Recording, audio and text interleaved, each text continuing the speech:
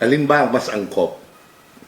Kailangan kong magbigay o magbigay ako sa nangangailangan? Saan nakasentro ang aking buhay? Sa pagtanggap o sa pagbibigay?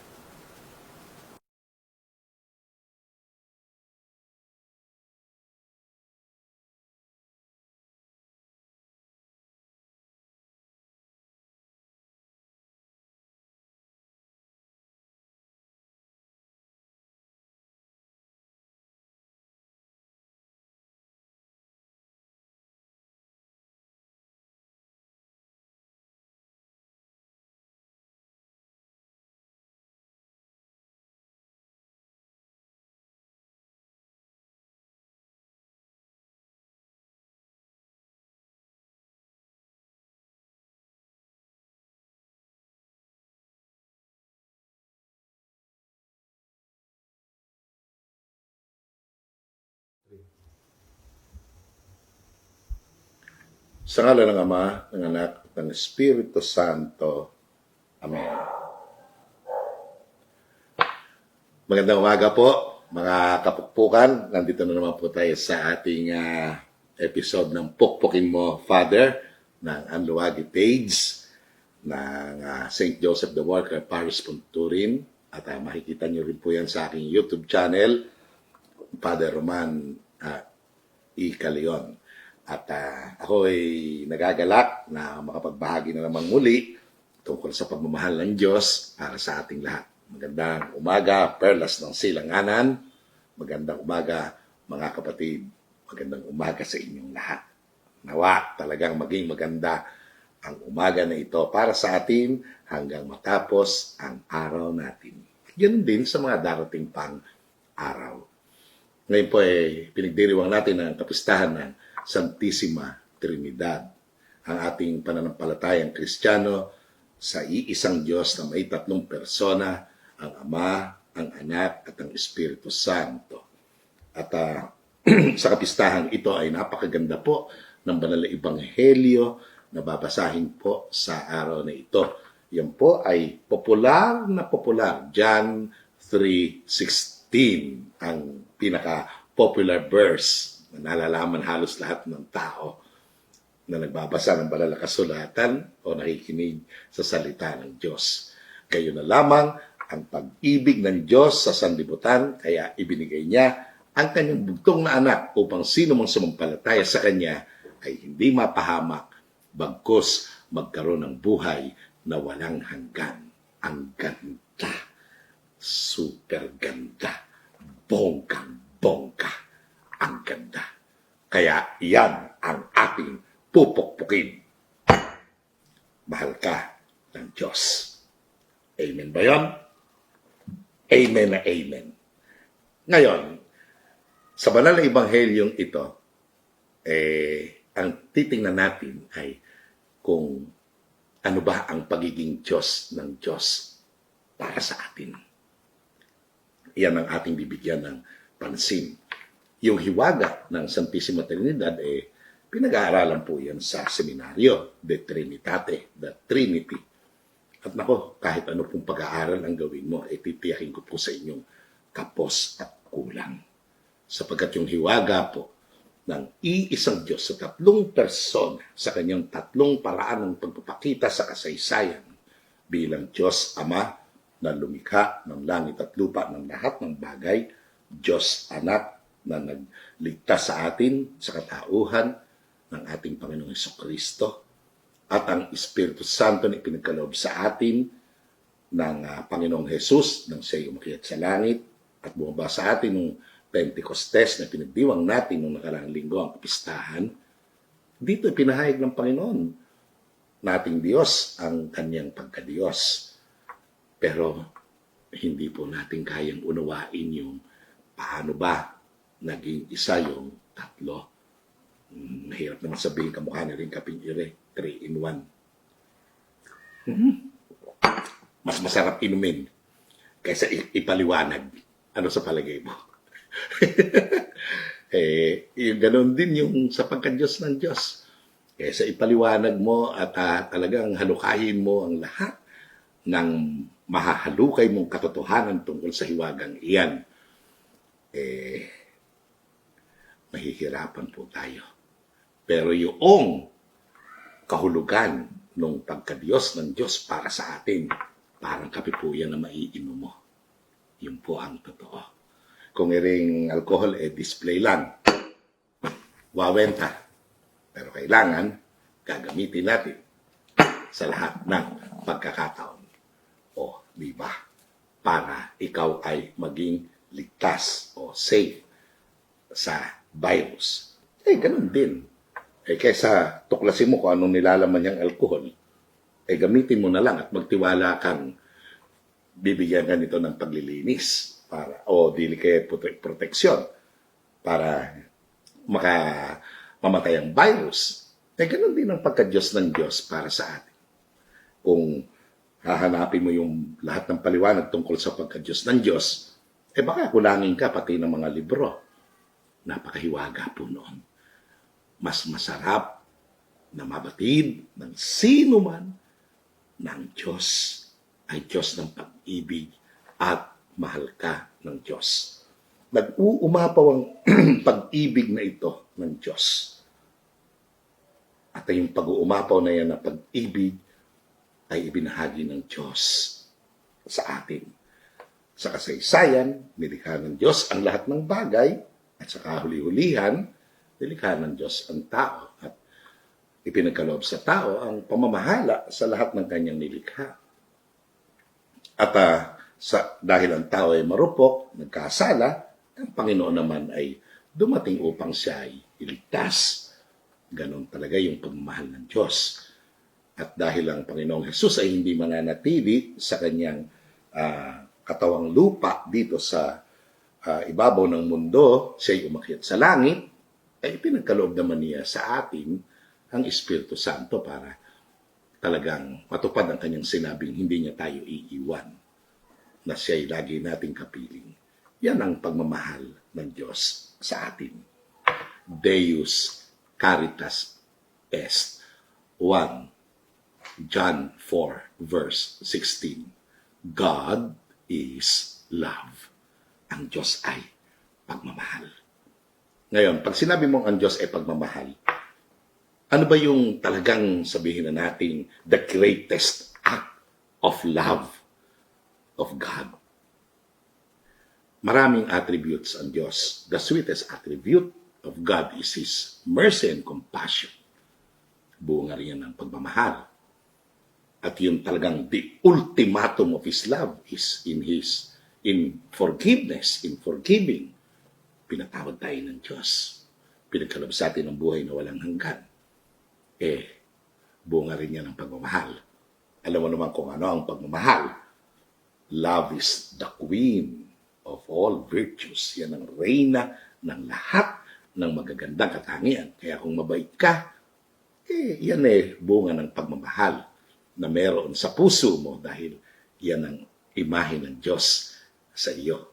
Nilikha ka ng Diyos sa larawan niya. At ang kanyang larawan ay pagmamahal. 1 John 4 verse 16. Deus Caritas Est. God is love.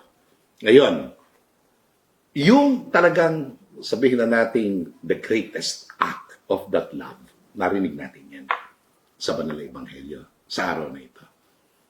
Gayon na lamang, superlative degree po yan. Walang sukat, hindi kayang sukatin ang pagmamahal ng Diyos sa sanlibutan. Kaya, ibinigay niya ang kanyang bugtong na anak. Kunin natin yung salita na yun, yung ibinigay. Kasi, yun yung talagang sabihin na natin pinaka-dakilang gawa ng Diyos. Pagbibigay. Kahit sa aklat ng Genesis, unang kabanata, sa paglikha ng lahat ng bagay, makikita nyo sa Genesis chapter 1, verse 26, pagkarang likhay niya ang tao, ipinagkaloob niya sa tao ang pamamahala sa lahat ng kanyang nilikha. At, para hindi tayo malayo, basahin natin, at pakinggan mong mabuti kung ano ang sinabi ng Panginoon sa aklat ng Genesis. Genesis chapter 1, verse 29 o verse 28. Binibigyan ko kayo ng kapangyarihan sa mga isda, sa mga ibon at sa lahat ng maiilap na hayop, maging malalaki o maliliit. Bibigyan ko rin kayo ng lahat ng uri ng butil at mga bungang kahoy na inyong makakain. At lahat ng halamang lumpian ay ibibigay ko naman sa maiilap na hayop, malaki man o maliit, at sa lahat ng mga ibon. At ito nga ang nangyari.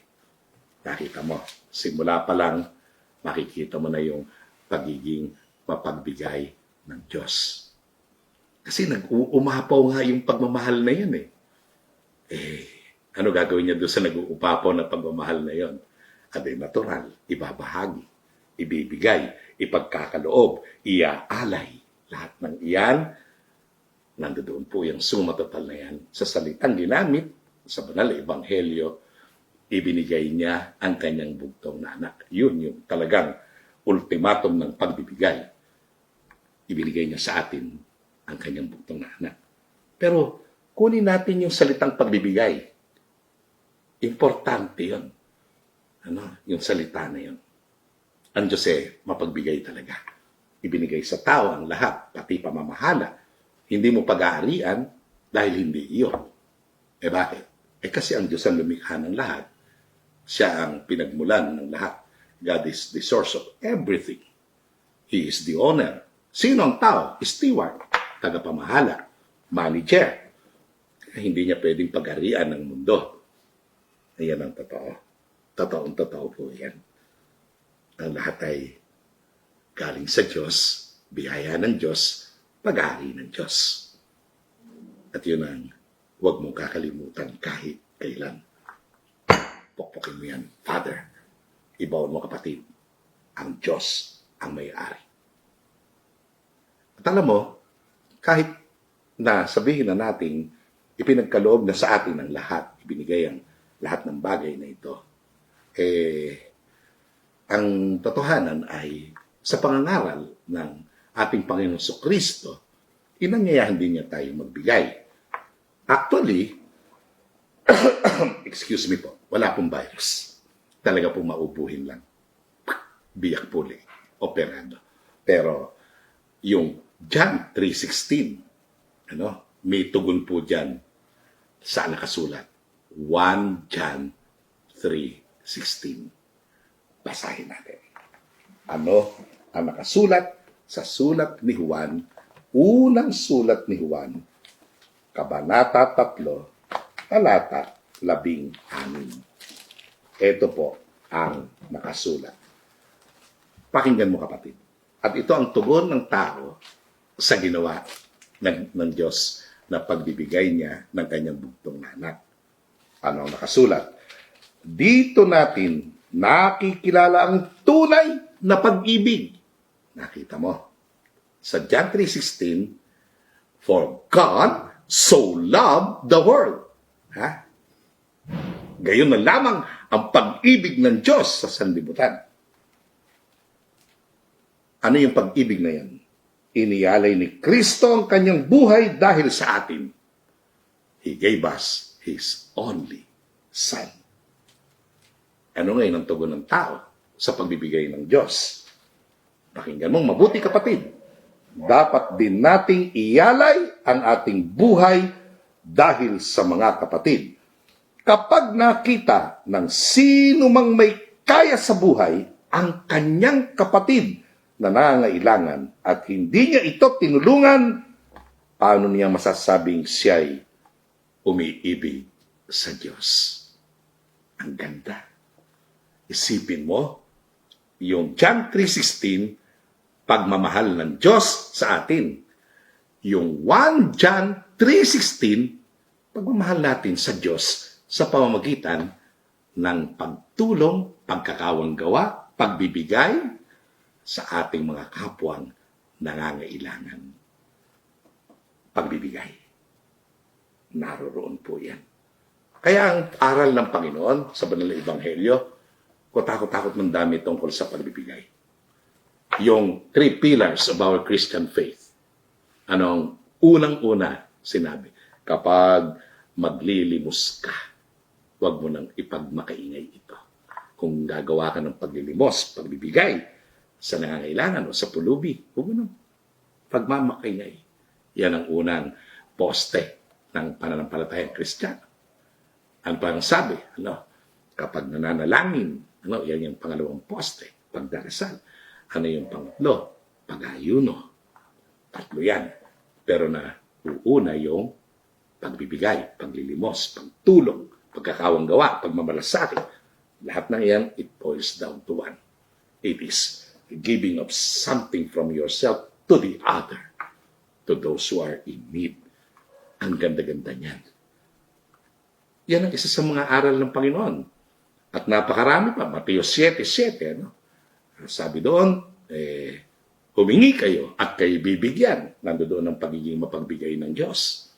At sinabi din niya, yung tugon naman ng tao sa pagbibigay na yan ng Diyos. Pagiging mapagbigay ng Diyos. Magbigay ka at ikaw ay bibigyan. Puno, siksik, liglig at umaapaw pa ang ipagkakaloob sa iyo. Kapag nagbigay ka ng isang basong tubig na malamig na dahil kay Kristo, tingnan mo, kahit isang basong tubig, pero may karugtong malamig. Wala pa namang yelo nung panahon ni Jesus na ilalagay sa ref. Kaya lang malamig po ang tubig dahil masarap po talaga yung tubig na malamig. Naalala niyo yung mga nasa tapayan pa natin noong araw. Wala namang yelo, pero malamig. Malamig po ang pinanggagalingan kasi lupa po yun yung tapayan. Kaya malamig po yun. At alam mo, ang kapalit po niyan na pagpapala, ikaw ay pagpapalain dahil sa ginawa mong iyan. Ang Panginoon po ang nagsabi noon. At alam mo, hindi lang iyan. Sabi po niya doon sa lalaking mayaman na nagtanong sa kanya, ano po ang dapat kong gawin upang magkaroon ako ng buhay na walang hanggan? Sumagot ang Panginoon, anong nakikita mo sa kautusan? Anong nakasulat doon? Huwag kang papatay, huwag kang mangangalunya, huwag kang magbibintang o magsasabi na hindi totoo, ibigin mo ang iyong ama't ina, etc., etc.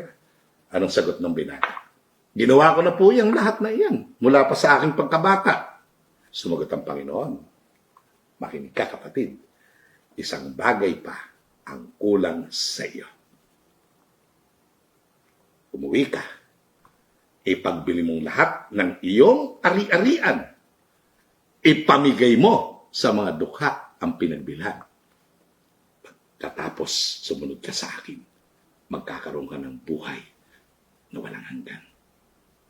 Ang tindi, yung aral ng pagbibigay, mula sa bibig ng Panginoon.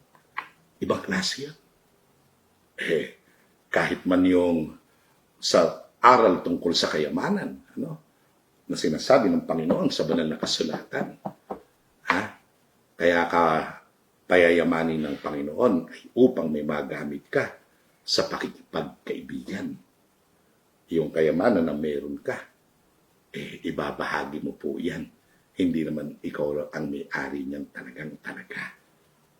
Alam mo ba, sa bingit ng kamatayan, kapag tayo mamamatay na, yung kapangyarihan, katanyagan, kayamanan, lahat ng yan, ng mga bagay na yan, na meron ka, namumutla pong lahat yan sa araw na ikaw ay malapit ng pumanaw. Wala na pong saysay lahat yun. Hindi po ako nagbibiro. Marami pong sumaksi sa mga bagay na yan. Lalong-lalo na sa panahon na ito ng COVID-19. Walang saysay ang lahat ng iyan. In the moment of impending death. At alam mo, ang totoo, kapatid ko, makukuha mo pagtrabahuhin ng ibang tao para sa iyo. Maaari kang kumita ng salapi, may magtatrabaho para sa iyo. Makakuha ka ng ibang tao para magmaneho para sa iyo. Makapagtayo ng bahay para sa iyo. Kahit nga sa mga gustong magkaroon ng anak, pwede ka ipagbuntis ng iba. Ano? At kayong dalawang mag-asawang magulang, surrogate motherhood, ginagawa po nila yan, bagamat immoral. Kayang magbuntis ng iba para sa iyo. Pero pag nagkasakit ka, lalo na ng mabigat, hindi po pwedeng pumalit yung iba sa iyo at sabihin mo, ikaw na nga ang may sakit sa akin, para sa akin. Bayaran na lang kita, kunin mo yung sakit ko. Hindi. Pag may sakit ka, walang kapalit. Hindi ka mapapalitan. Ikaw lang ang magdurusa ng sakit na yan. Anong silbi ng lahat ng iyon? Naiintindihan mo ba yan, kapatid? Kaya kung meron mang isang talagang napakatindi katanungan yan, yan ay ang tanong tungkol sa buhay. Ano ang ginawa mo sa buhay na ito? At ang Panginoon na nagsabi ninyan kung sa dulo ng buhay ng tao, ako'y nagutom at iyong pinakain, nagbigay ng pagkain. Ako'y walang maisuot at iyong pinarimpan, nagbigay ng damit. Nagbigay ng panahon sa mga nakabilanggo. Nagbigay ng panahon para sa mga may sakit na dinalaw. Nagbigay ng sariling matutuluyan para sa mga walang maituloy. Ano ang ginawa mo sa iyong buhay? Sa lahat ng bagay na meron ka na ipinagkaloob sa iyo ng Diyos. Alam mo ba kung ano ang ikinatutuwa ng Diyos? Heto, nakasulat. 2 Korinto, Kabanata 9, talata 7. Pakinggan mo, kapatid. At ito'y pukpukin mo, Father. Ibaon mo, kapatid. Ang bawat isa'y dapat magbigay ayon sa sariling pasya, maluwag sa loob at di napipilitan lamang, sapagkat ang ibig ng Diyos ay kusang pagkakaloob.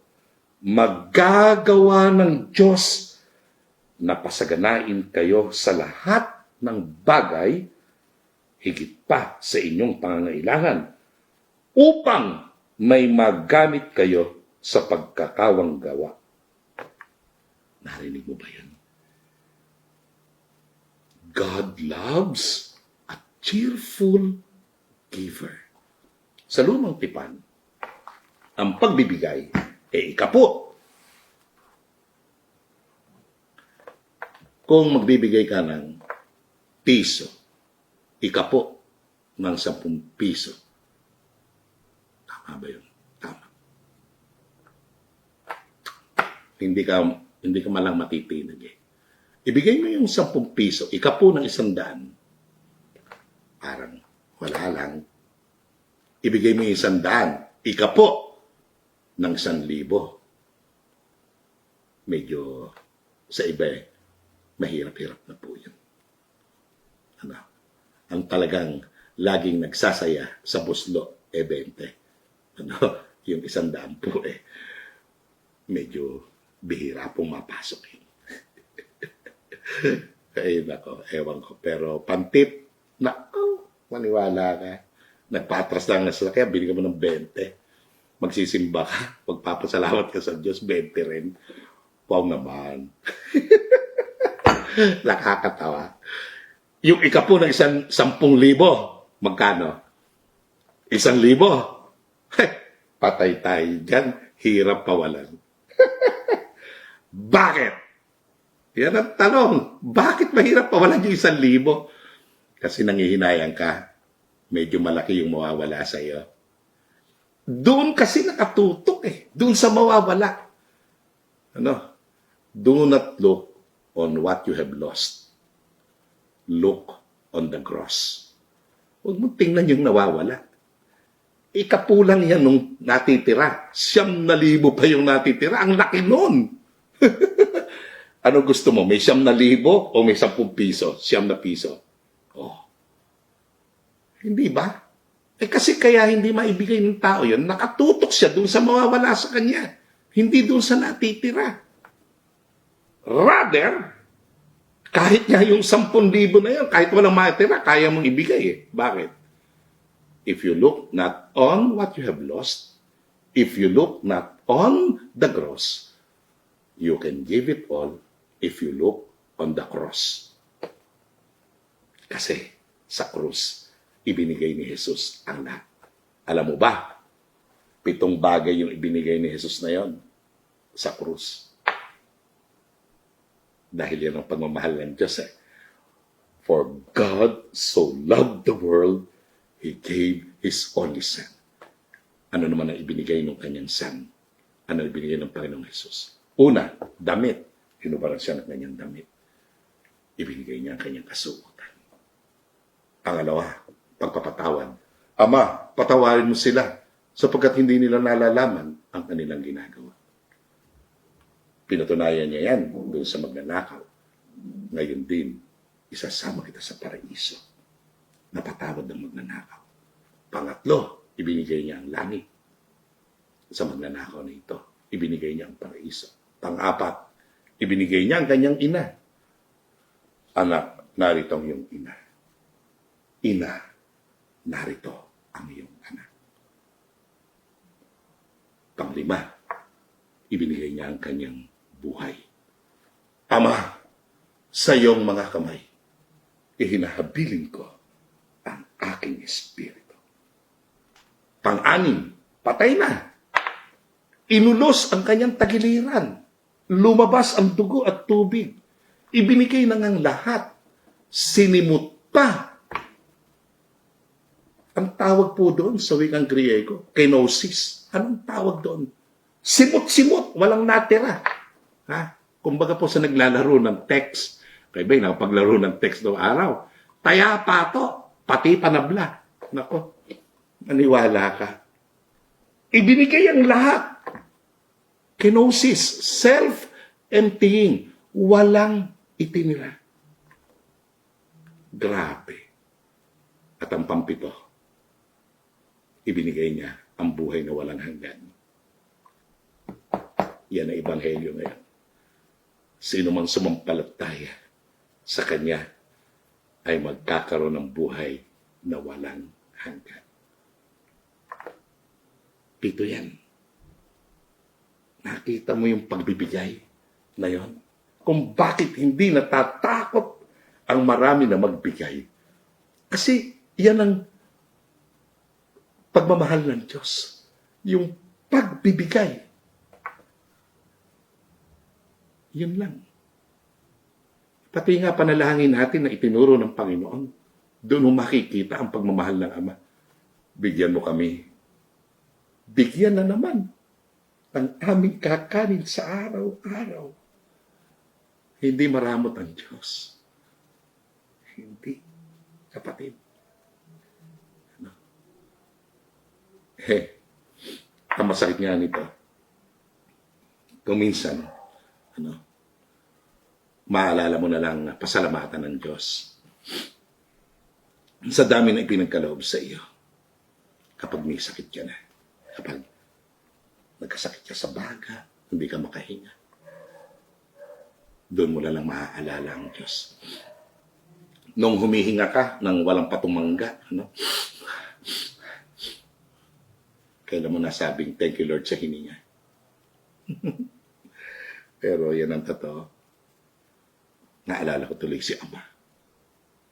Nung makomatos ang tatay, may oxygen, may ventilator, respirator. Napakamahal ng babayaran namin kada araw. Year 2000. 25,000 kada araw sa ICU.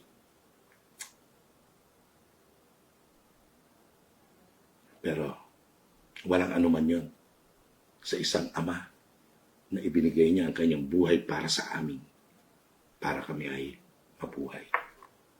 Kaya kahit mahal yung hininga, tutustusan namin yan. Ganyan ang pagbibigay. Bakit hindi ka natatakot na magbigay? Una, ang taong hindi natatakot magbigay ay dahil marunong siya magpasalamat. Kahit sa panahon na siya ay walang-wala. Salamat sa Diyos. Kaya hindi natatakot magbigay ng isang taong marunong magpasalamat. Ikalawa, hindi ka natatakot magbigay kasi alam mo na hindi ka pababayaan ng Diyos. Pangatlo, nagbibigay ka at hindi ka natatakot magbigay Kasi alam mong pinagpapala ka ng Diyos. Walang takot sa pagbibigay. Sa araw na ito, kapatid ko, alalahanin mo yung salita na yun. Pagbibigay. Dahil yan ang ginawa ng Diyos sa atin. Hari nawa, hindi tayo maging malamot. Marunong tayong magbigay. Pupukin mo, Father. Ibaon mo, kapatid. Sa ngalan ng Ama, ng Anak, ng Espiritu Santo.